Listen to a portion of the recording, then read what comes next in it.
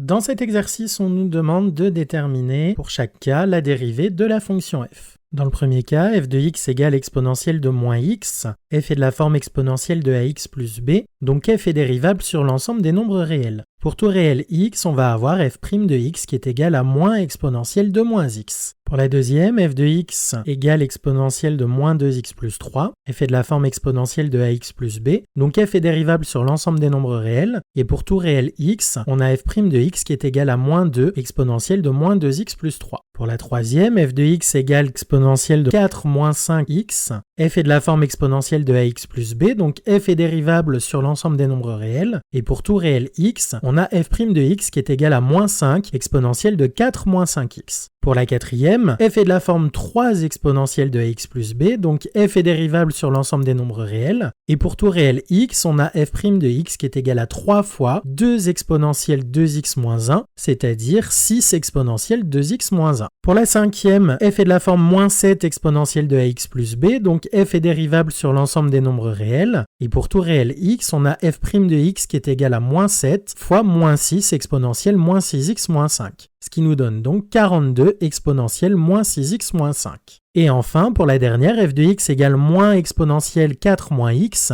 f est de la forme moins exponentielle de ax plus b, donc f est dérivable sur l'ensemble des nombres réels, et pour tout réel x, on a f' de x qui est égal à moins